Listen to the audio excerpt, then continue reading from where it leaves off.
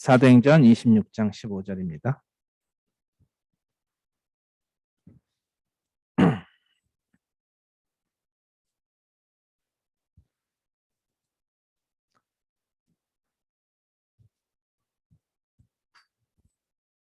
제가 말씀 읽도록 하겠습니다. 사도행전 26장 15절부터 18절입니다. 내가 대답하되 주님 누구시니까? 주께서 이르시되 나는 내가 박해하는 예수라. 일어나 너의 발로 서라. 내가 내게 나타난 것은 곧 내가 나를 본 일과 장차 내가 내게 나타날 일에 너로 종과 증인을 삼으려 함이니 이스라엘과 이방인들에게서 내가 너를 구원하여 그들에게 보내어 그 눈을 뜨게 하여 어둠에서 빛으로 사단의 권세에서 하나님께로 돌아오게 하고 죄 사함과 나를 믿어 거룩하게 된 무리 가운데서 기업을 얻게 하리라 하더이다. 아멘. 네, 이 말씀 가지고 오늘 주님께서 주신 메시지 나누도록 하겠습니다. 믿음, 구원, 우리가 너무나 자주 쓰는 단어이긴 한데요.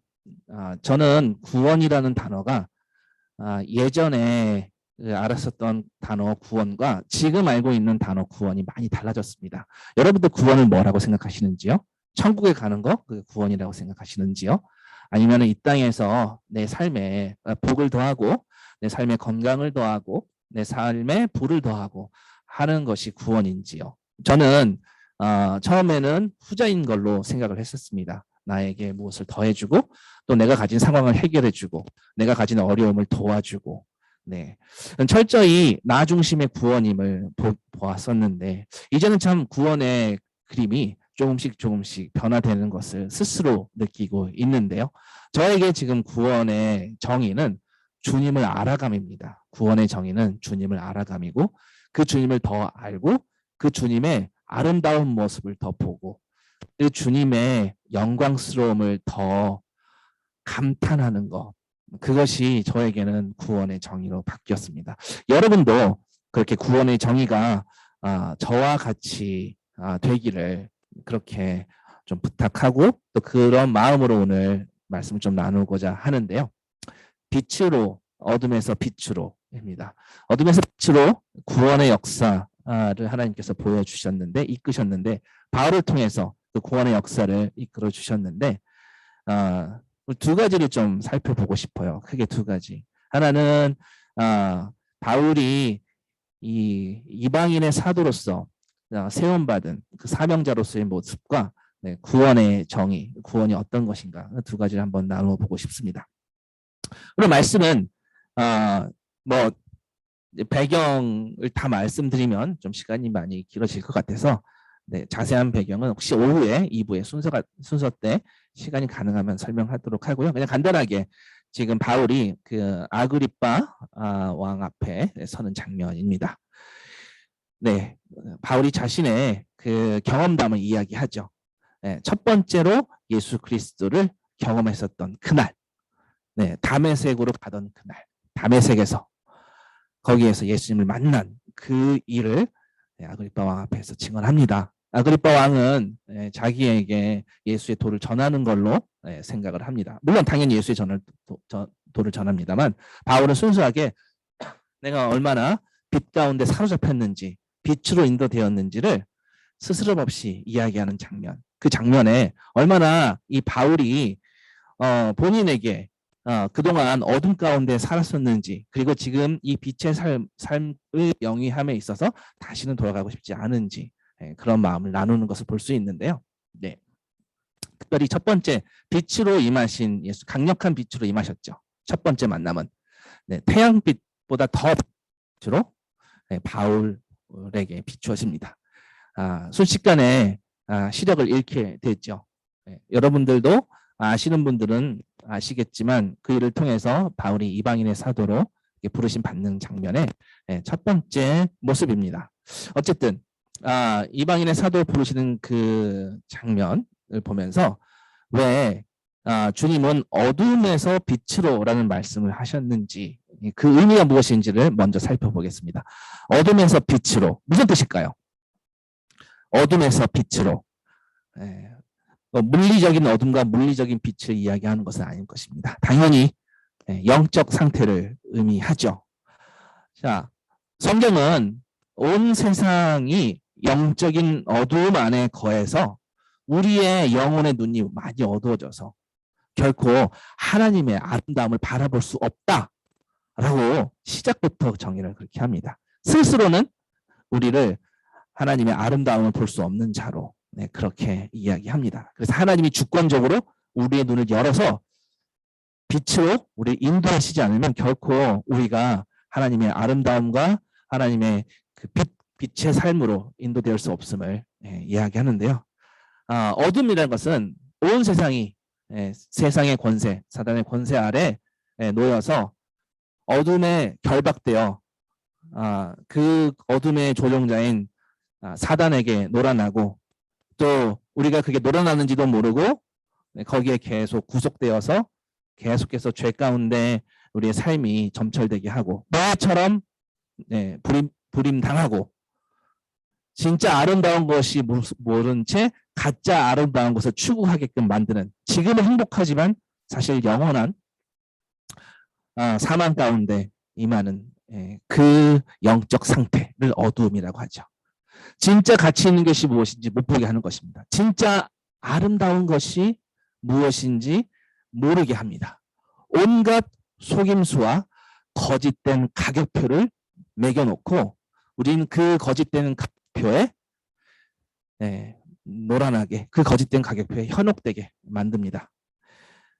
우리가 가치 있게 여기는 거, 우리가 100만 원 주고 얻을 수 있는 거, 1000만 원 주고 얻을 수 있는 거, 1억을 주고 얻을 수 있는 거, 여러분들이 각자 가격표를 매기자면 그 가격에 구할 수 있는 것들이 분명히 있을 것입니다. 10,000원에 구할 수 있는 가치의 상품이 있습니다. 사실 성경은 그 어떤 가격표도 제대로 가격을 매길 수 없는 가장 값어치가 높은 가장 고귀한 그 가치를 예수 그리스도로 합니다. 그 예수 그리스도의 가치를 못 보게 온갖 속임수를 통해서 거짓된 가격표를 보고 거기에 놀아나게끔 돈, 명예, 행복도 거짓 행복 여기에 사로잡히게 만듭니다. 그것이 성경에서 말하는 어두움입니다. 어두움. 그 어두움 때문에 이 땅은 주님의 창조의 목적을 상실한 채 가장 아름다운 주님을 인정하지 않고 생명을 공급하시는 분을 인정하지 않고 가장 큰 기쁨을 주님을 외면하고 가장 큰 기쁨인 주님을 외면하고 그냥 세상에 노예된 자로 살아가고 있습니다. 이것이 우리가 정죄받은 바로 그 이유입니다. 그 정죄의 결과, 그 죄의 결과 온 세상은요. 그 어둠 가운데 예수에 대한 믿음과 소망과 갈급함이 전혀 없는 상태, 영적 무능 상태죠. 불능 상태죠. 그 가운데 있습니다.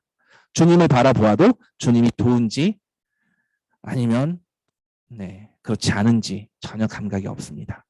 그렇게 주님의 아름다우심과 거룩하심과 영광스러움을 외면한 상태가 바로 죄 가운데 거하는 상태, 바로 어둠 가운데 있는 상태입니다. 이 상황을 두고 주님은 바울에게 명령을 합니다. 뭐라고요? I am sending you. 내가 너를 보낸다. 그것이 17절, 18절의 내용입니다. 17절, 18절 내용을 좀 깊이 보도록 하겠습니다. 이스라엘과 이방인들에게서 내가 너를 구원하여 그들에게 보내어. 여기서 너를 보내어. 그렇죠? 바울을 보내어. 18절. 그러니까 바울 보고 무엇을 하라고 시키냐면 바울에게 명령한 일이 뭐냐면 그의 눈을 뜨게 해서 어둠에서 빛으로 사단의 권세에서 하나님께로 돌아오게 하고 죄 사함과 나를 믿어 예수를 믿어 거룩하게 된 무리 가운데서 기업을 얻게. 지금 바울은요 자기가 감당할 수 없는 그런 명령들을 받고 있습니다.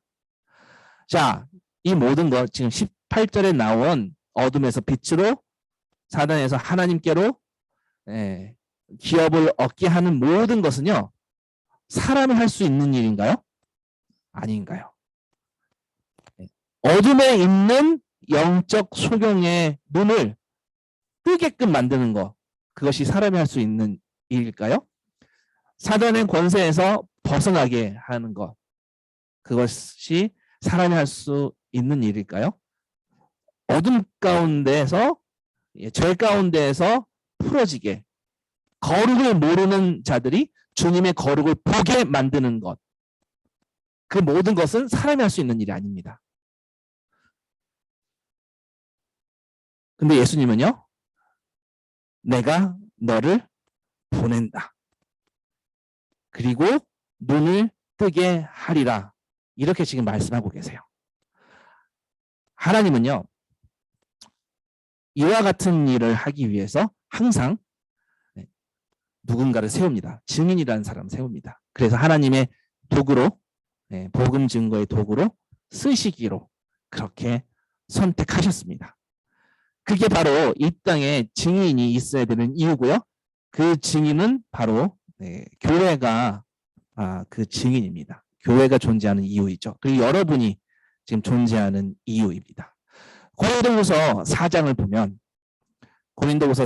보면 지금 사도행전 좀 전에 읽었었던 우리 본문이 어떻게 사람들을 통해서 이루어 가시는지, 어떻게 하나님께서 그 일을 우리 같은 자들을 통해서, 연약한 자들을 통해서 전파하시는지, 그 일을 이야기해 주세요. 고린도후서 4장 4절입니다.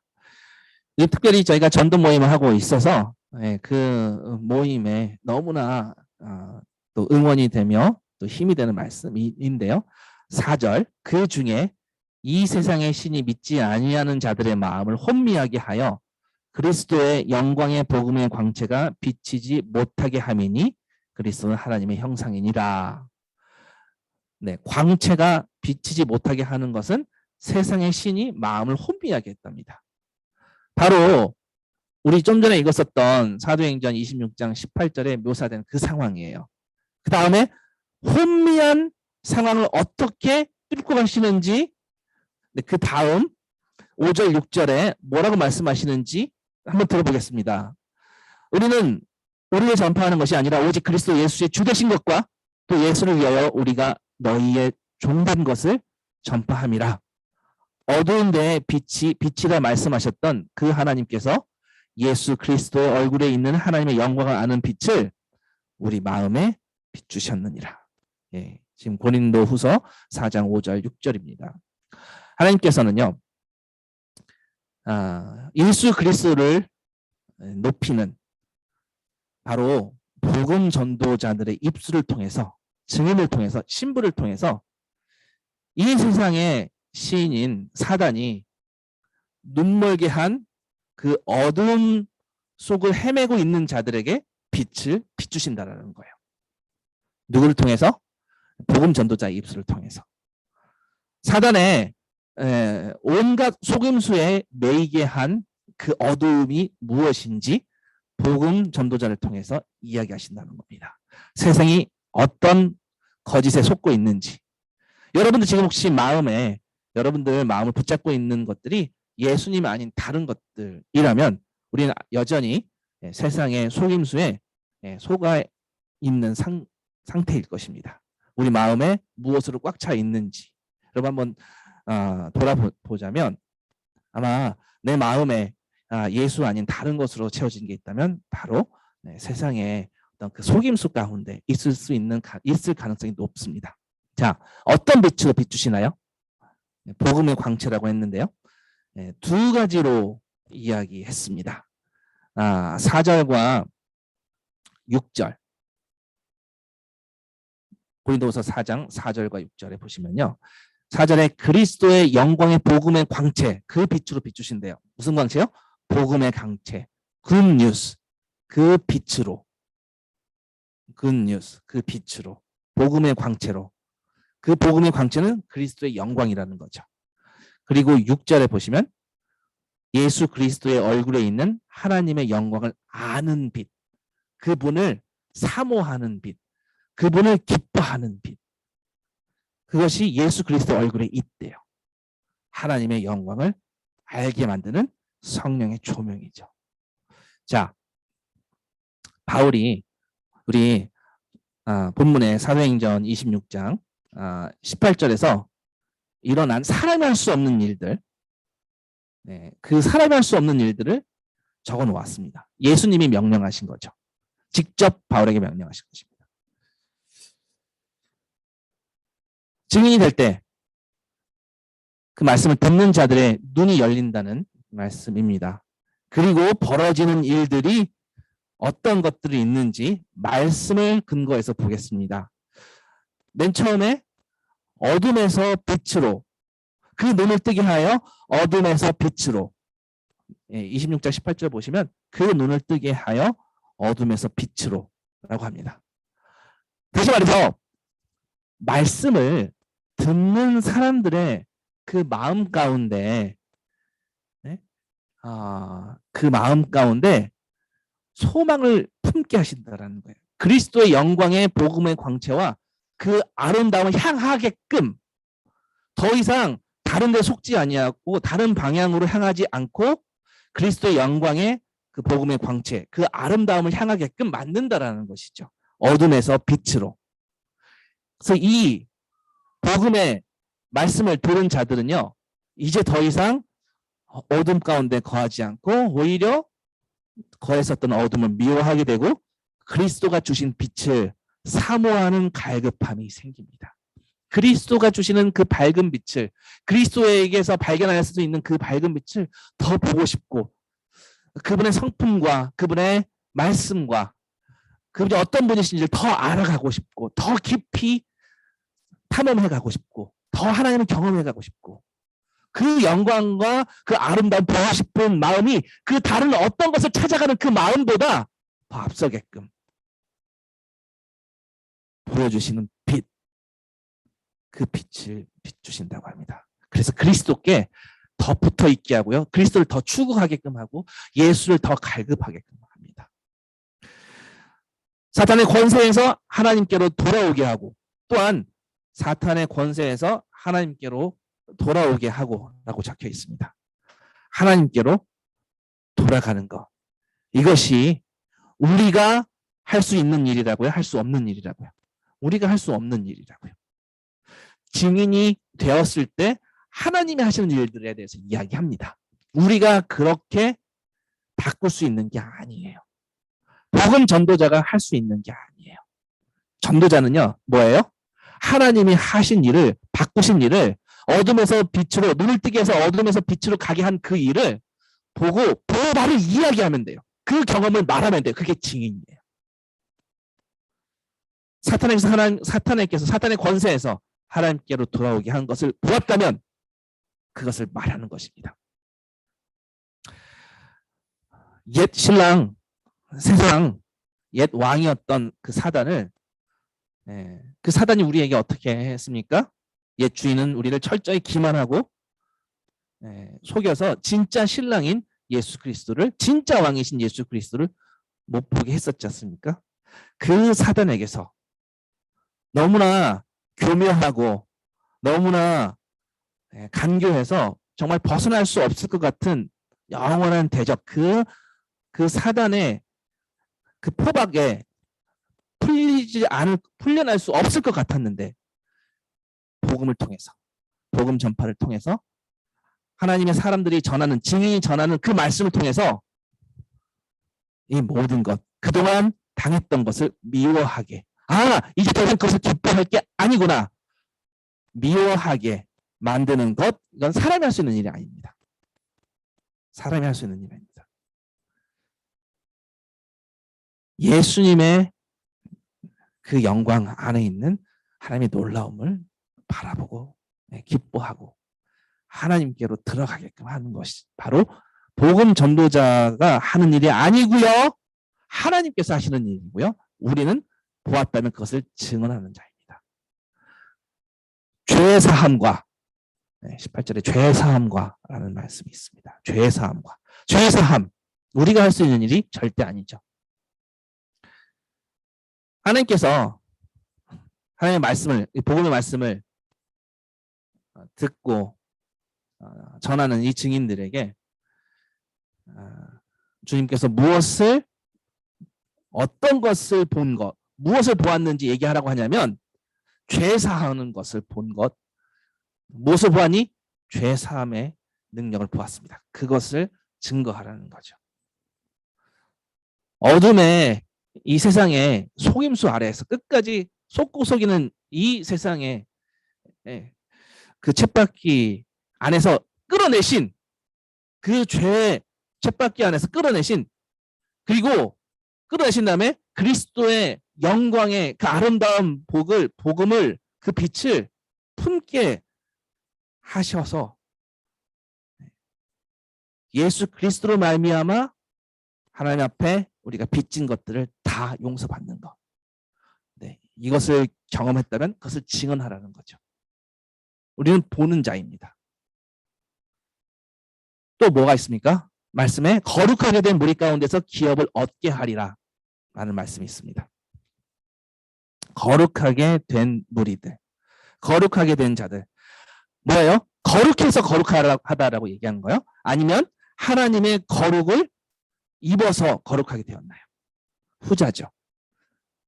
우리는 철저히 우리 스스로 하나님의 거룩을 흉내도 낼 수 없습니다. 그냥 거룩을 입은 자들이 됩니다. 그래서 그 거룩을 입고 그 예복을 입고 예수 그리스도의 옷을 입고 영원한 나라, 그 나라의 유업을 받는 순결한 신부가 되는 것.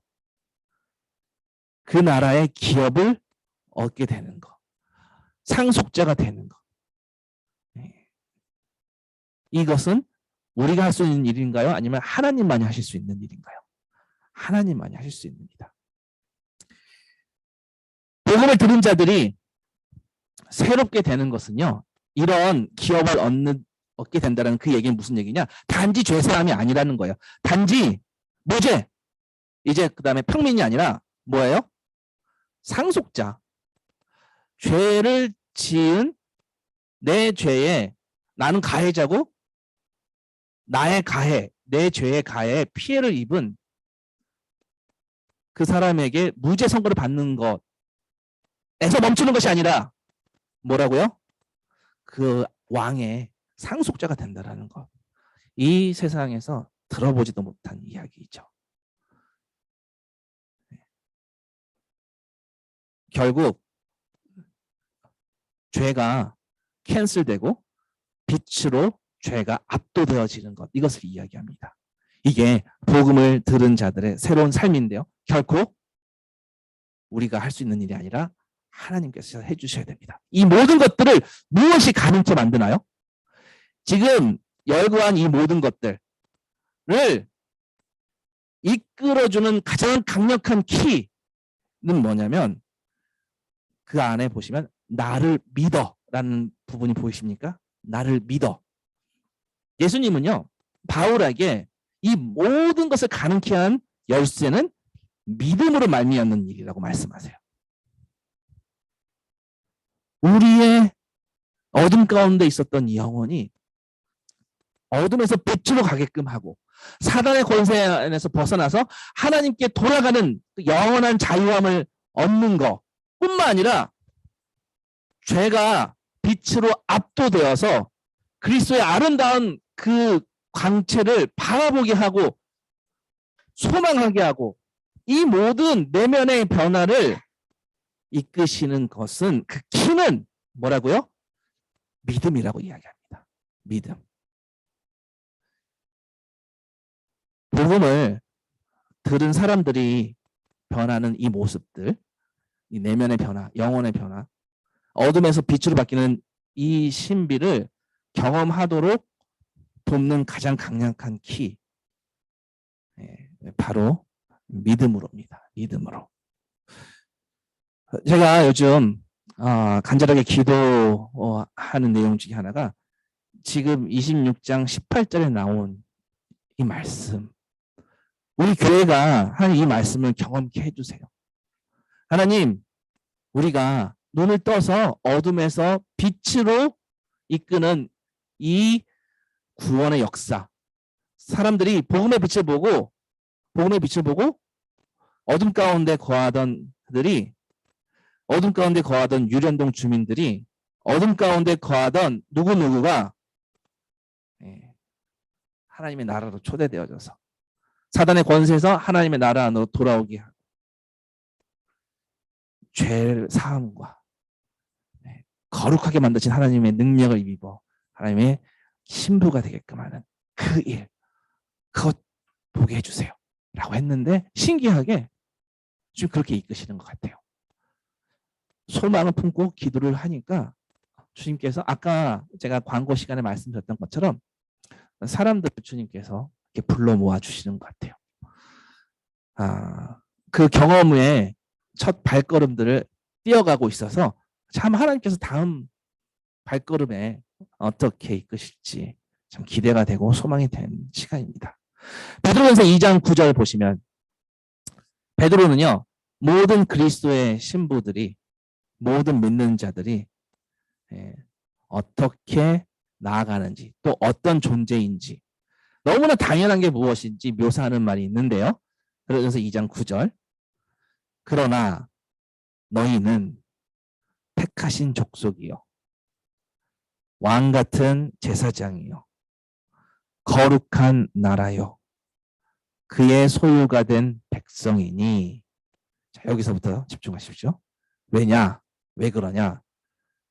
너희를 어두운 데서 불러내어서 어둠에서 불러내어서 그의 기이한 빛에 들어가게 하신 이의 아름다운 덕, 복음을 선포하게 하려 하심이라. 다시 한번요. 지금 그러나 목사들은 이라고 얘기했나요? 아니면 너희는 하면서 모든 그리스도의 성도들 이야기했나요? 예, 너희는 택하신 족속이요. 예, 전부 다 왕 같은 제사장들이요. 거룩한 나라요. 그의 소유가 된 백성이니 왜? 어두운 데서 불러내서 그 빛에 들어가게 하신 이의 아름다운 그 뉴스를 선포케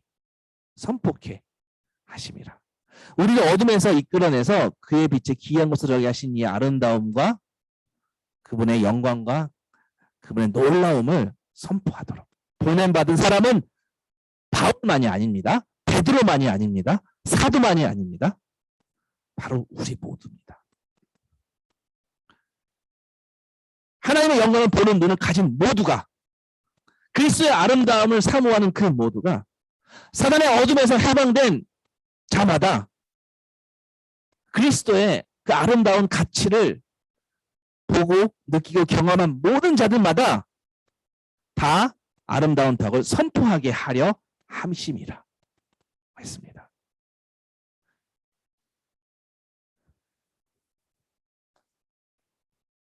한 가지 더.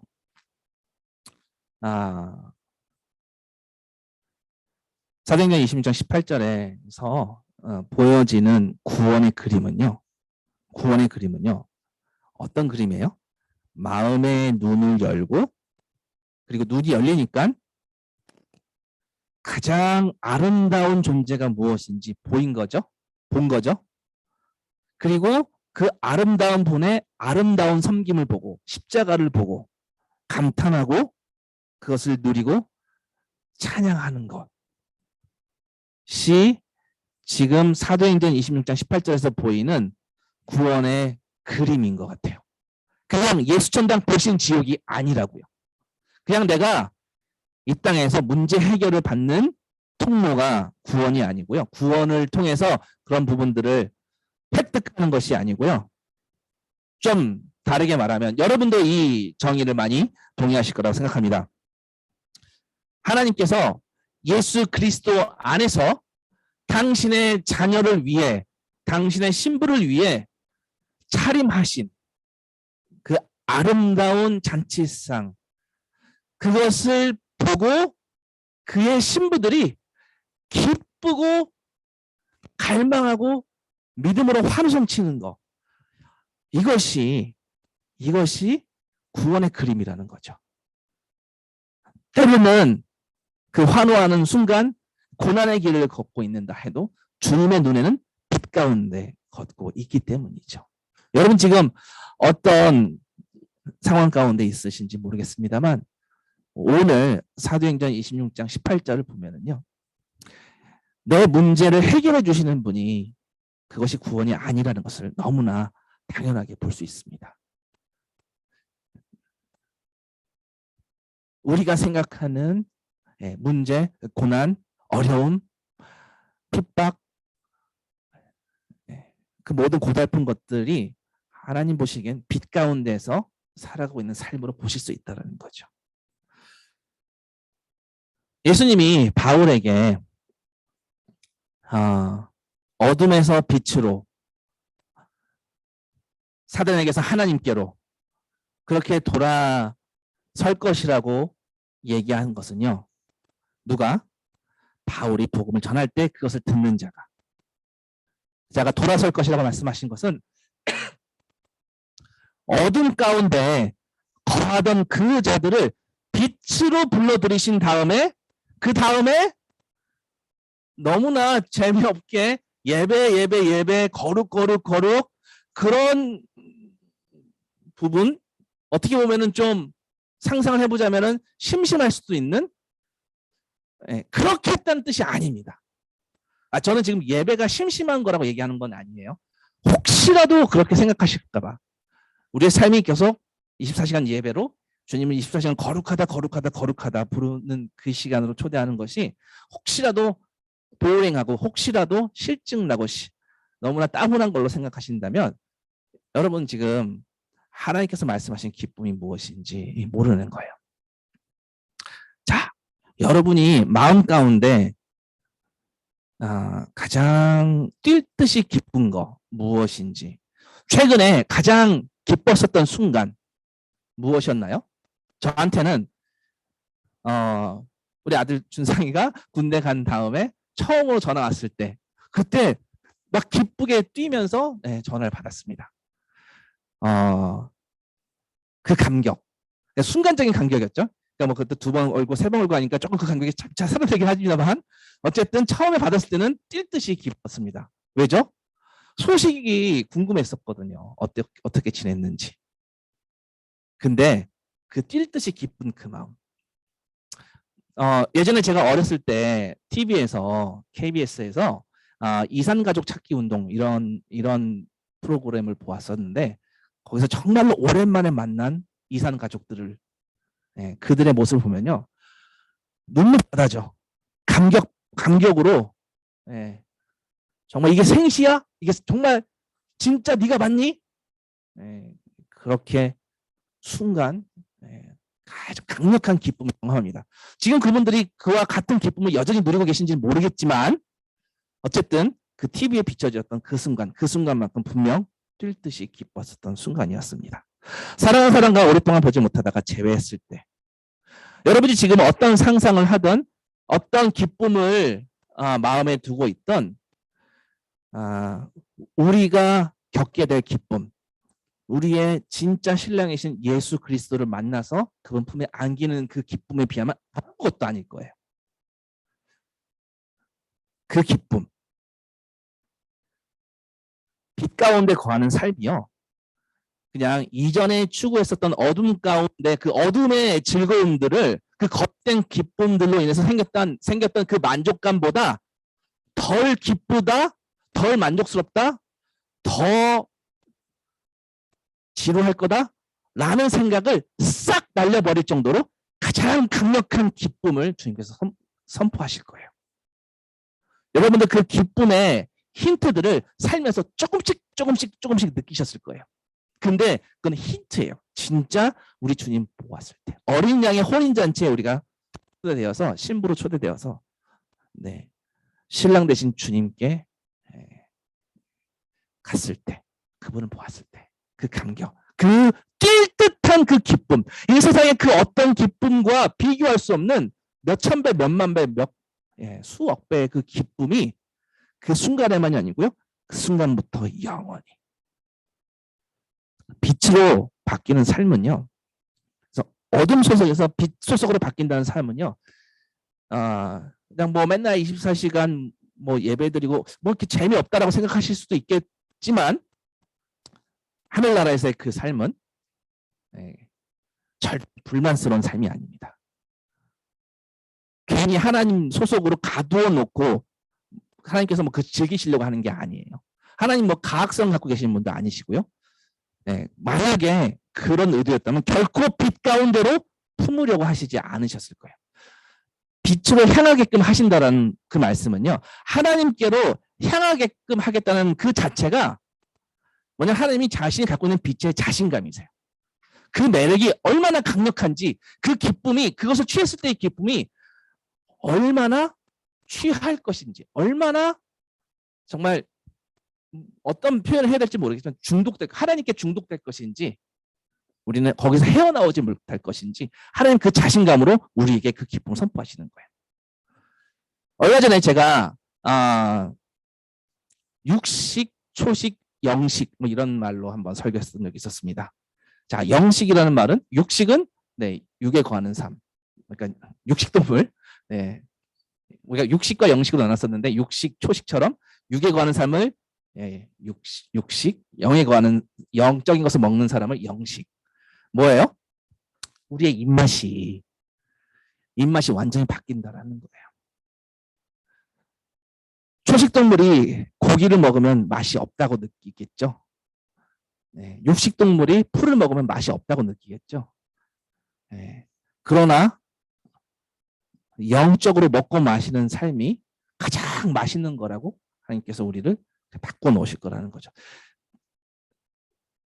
구원은 그냥 내가 이 땅에서 어떤 문제를 해결받는 게 아니에요. 내가 천국 가는 게, 그래서 구원을 따내는 게, 그게 구원이 아닙니다. 구원은요, 가장 가치 있고 가장 기쁜 것을 그 분과 함께 영원히 누리는 삶.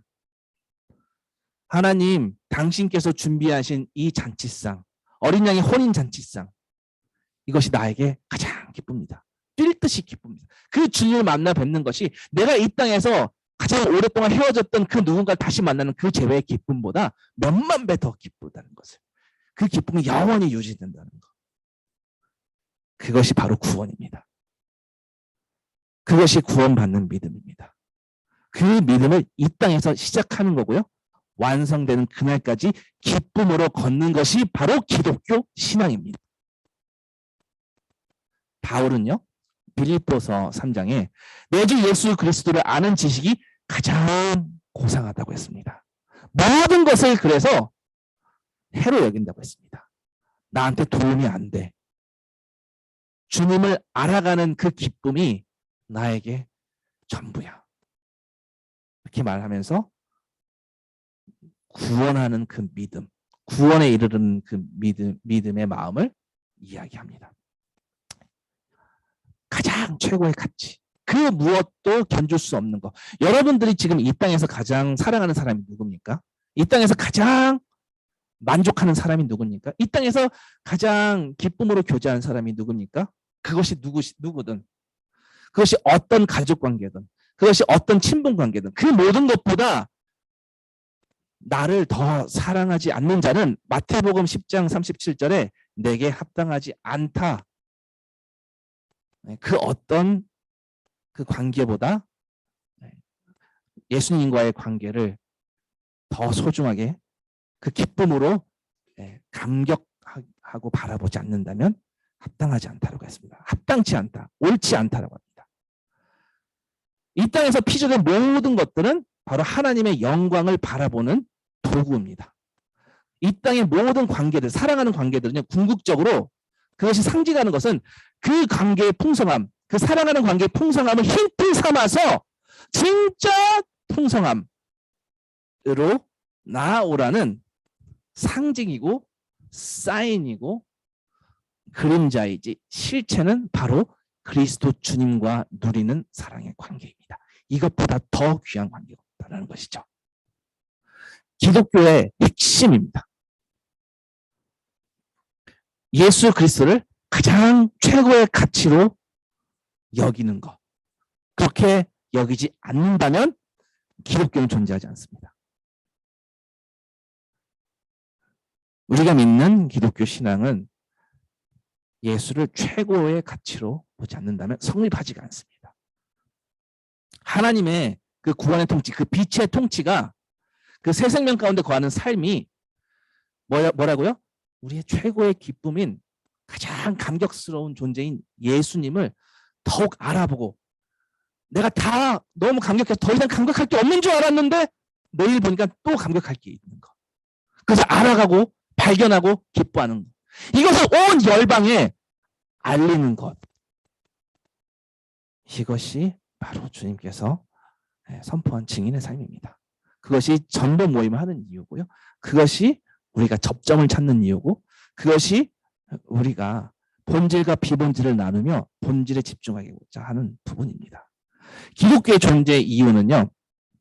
우리의 영원한 왕이신 예수 그리스도를 그 어떤 가치보다 그 누구보다 그 어떤 모든 것보다 그 어떤 만족함보다 나를 무엇으로 채우고 있는지 모르겠지만 여러분 무엇으로 채우고 있는지 모르겠지만 돈으로 채우시는지 뭐 명예로 채우시는지 권력으로 채우시는지 여러분의 지위로 채우시는지 아니면 건강을 만족함으로 채우시는지 어떤 사랑하는 관계로 채우시든지 예, 어떤 행복이든지 어떤 학이든지 어떤 가문 출신 무엇이든지 간에 그보다 더 귀한 분이 그보다 더 귀한 가치가 예수라고 고백하는 것. 이것이 바로 기독교입니다. 이것이 바로 우리가 믿는 믿음입니다.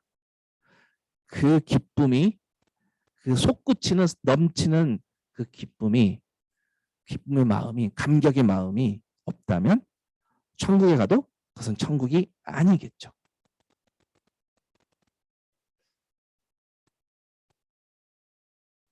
그래서 구원은요. 지옥에서 천국으로 가기 위해 마지못해 선택하고 마지못해 믿습니다가 아니에요. 그것이 구원이 아닙니다. 기쁨으로 이제까지 내가 사랑했던 모든 것과 작별하며 나에게 만족을 주었었던 모든 제목들 거기에 사망 선포를 하고 이제 나에게 가장 아름다운 것은 예수 그리스도밖에 없다. 그것을 기쁨으로 작별합니다. 왜죠? 이것은 하나님의 자신감입니다. 하나님 스스로가 하나님을 통해서만이 가장 만족스러운 결과를 얻을 수 있다는 하나님의 자신감이에요. 하나님의 백성들은 하나님을 통해서만이 가장 감격할 수 있다는 그 하나님의 자신감이라고요. 그 마음이 있는 자는 바로 하나님이 통치하시는 자입니다. 그게 기독교예요. 더 직설적으로 여러분 지금 신앙생활하면서 기쁨으로 나아가지 못하고 있다면 여러분은 지금 기독교 신앙을 오해하고 있습니다. 즐거움과 나에게 주신 가장 최고의 만족함 그것을 추구하고 있지 않다면 그것으로 예수 그리스도를 추구하고 있지 않다면 여러분 다시 처음부터 돌아봐야 됩니다. 첫사랑을 다시 회복해야 된다고요. 첫 뜨거움과 그 감격과 기독교는요 의무적으로 따르는 어떤 신앙생활이 아니에요. 만약에 굳이 의무를 하나 들어야 한다면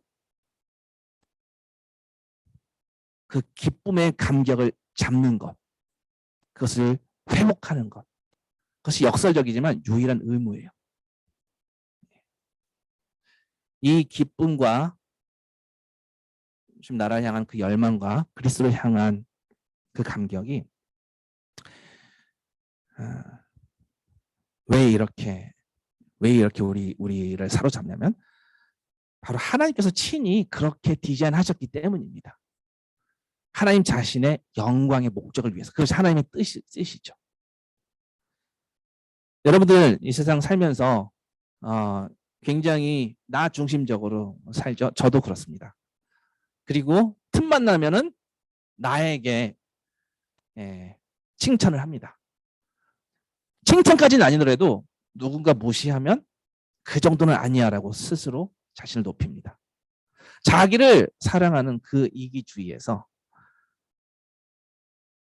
우리의 가장 만족과 하나님의 참된 복에 대한 이 갈급함을 갖게 한 것, 나를 떠나서 이 관점을 주님께 완전히 시프트 시켜버리게 한 분, 바로 하나님이시죠. 성령님이 우리의 마음을 그렇게 조명하셨고 빛으로 비춰주셨습니다. 그 하나님이 하실 수 있는 것은요, 최고밖에 하실 수 없으세요. 가장 최고 절정 클라이맥스밖에 하실 수 없으세요. 하나님 자신으로 말미암아 만족하지 아니하면 하나님 스스로 하나님 당신을 용서하지 못해요. 내가 가장 최고의 만족이야. 하나님께서 하나님의 백성으로 말미암아 하나님 최고예요 라고 그 박수를 받지 못하시면 하나님 그걸 못 참으시는 분이세요. 용납지 않으시는 분이세요. 그것이 하나님의 성품이신 거예요. 그래서 우리는 그분이 차려주신 잔치상, 어린 양의 혼인잔치, 그래서 기쁨으로 감격하며 아멘, 감사합니다 라고 외치는 거죠. 주님만이 나의 가장 최고의 기쁨이고 주님만이 나의 가장 최고의 내가 가장 만족하는 존재이며, 그렇게 고백할 때 바로 하나님 당신의 뜻이 성취되시는 거고 그것이 구원의 그림입니다. 그것이 기독교입니다. 말씀 마칩니다.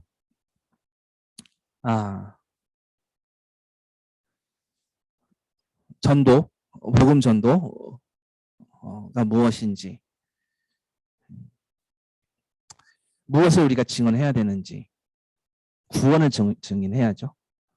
구원의 큰 그림, 진짜 그림을 증거해야겠죠.